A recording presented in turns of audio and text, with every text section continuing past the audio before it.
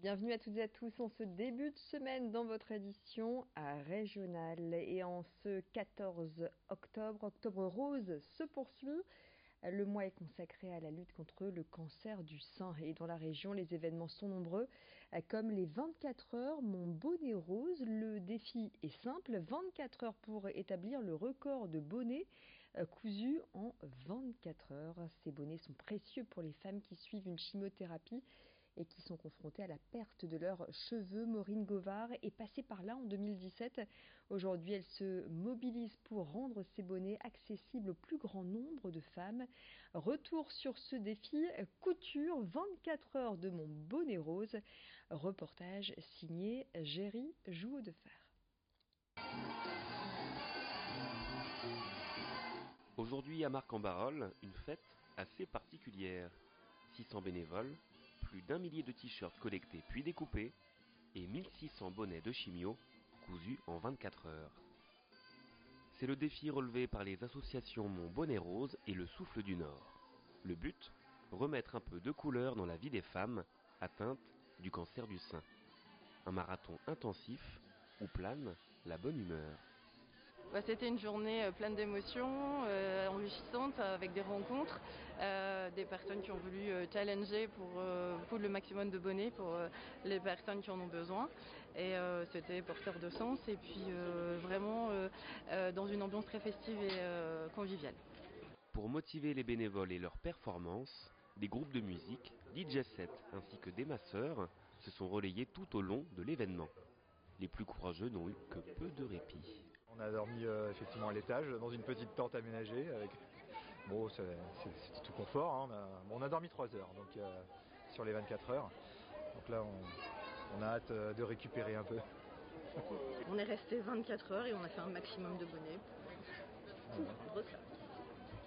Un service rendu au niveau national, les bonnets seront offerts au groupe Ramsay qui les distribueront ensuite aux femmes dans le besoin à travers le pays.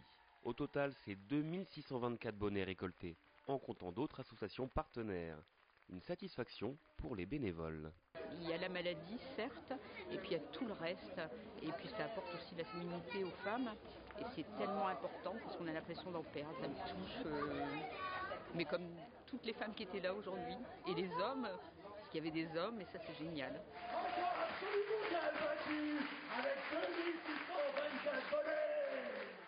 L'annonce est lancée, rendez-vous l'année prochaine pour tenter de battre ce nouveau record. Voilà donc pour cette association Mon bonnet rose créée par Maureen Govard. La campagne de vaccination contre la grippe est lancée pour la première fois cette année. Les pharmaciens sont autorisés à vacciner les personnes à risque, soit les plus de 65 ans, les femmes enceintes ou encore les personnes atteintes de maladies cardiovasculaires et respiratoires. L'an dernier, dans les Hauts-de-France, les vaccins avaient déjà commencé à vacciner, les pharmaciens à vacciner dans leurs officines, puisque notre région était région expérimentale des pharmaciens qui ont reçu, pour ceux qui l'ont accepté, une formation spécifique. Allez, dans le reste de l'actualité, tradition à présent, partons à Comines où tous les ans c'est la fête de la louche. Au programme, défilé d'orchestre, troubadour, majorette, G de hareng et G surtout de louche. S'ensuit évidemment l'incontournable lancer donc de louche où chaque spectateur va tout donner pour essayer d'en attraper une. La fête a débuté ce week-end et s'est poursuivie aujourd'hui. Nous y étions en reportage.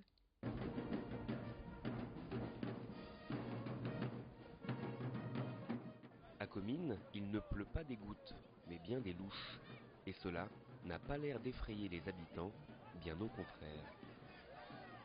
C'est un événement typique du Nord. Ça réunit une ville entière pour s'amuser, pour faire la fête. C'est vraiment quelque chose à voir, au moins une fois dans sa vie. C'était très bien.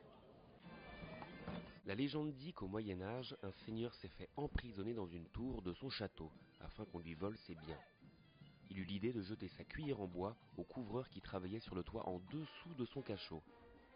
Sa présence est alors remarquée, la nouvelle se répand, et c'est ainsi que le prisonnier fut libéré par la population. Depuis cette époque, le lancer de louche est devenu une institution. Cette fête traditionnelle vient d'un estaminet à Commune France qui faisait la fête lors du franc-marché, qui allait tous les lundis de la Saint-Denis. Il y avait un franc-marché. Et là, ce qui se passait, c'est que cet estaminet s'est rempli de plus en plus. Il y avait de plus en plus de gens autour qui voulaient aller faire la fête. Et à un moment donné, ils se sont un peu retrouvés débordés et ont eu cette idée de repartir sur cette histoire du Seigneur qui avait été enfermé. Et ils ont mis une estrade sur la place de Comines, et là ils ont lancé des louches. Ils étaient à l'époque en chapeau de forme. Sous cette pluie de louches, cette fête parvient aussi bien à amuser qu'à rassembler. Tous les ans on se retrouve, je crois qu'on double, triple même la population de Comines. C'est la seule fête transfrontalière qui existe en Europe. On part de Comines Belgique pour arriver à Comines France. Ça, vous l'avez nulle part. Avoir la chance d'attraper une louche, c'est une année de joie et de bonheur. Alors rendez-vous au 2e dimanche d'octobre prochain. Et puis elles étaient 20 Miss à se présenter au concours de Miss Nord-Pas-de-Calais samedi à Orchy. Et celle qui décrochait la couronne, c'est Florentine Sommers, à 19 ans. Elle est originaire de Dunkerque. Titulaire d'un baccalauréat accompagnement, soins et services à la personne, la jeune femme se destine à une carrière dans la protection judiciaire de la jeunesse. En attendant, elle représentera le Nord-Pas-de-Calais au concours Miss France qui aura lieu le 14 décembre à Marseille. Florentine Sommers était ce matin sur notre plateau, interrogée par Adrien Lannoy, aux côtés du délégué régional du concours Miss France. J'ai pas encore suivi trop les réseaux, mais oui, mes proches m'en parlent, me disent oh t'as vu et tout. C'est vrai, ça me fait du bien, ça me flatte un peu de voir qu'il n'y a pas que ma région qui me soutient, mais un peu toute la France. Déjà, Miss Nord-Pas-de-Calais, j'étais pas sûre de moi. C'était vraiment une surprise jusqu'à la dernière seconde. Et Miss France, je pense que ce sera pareil.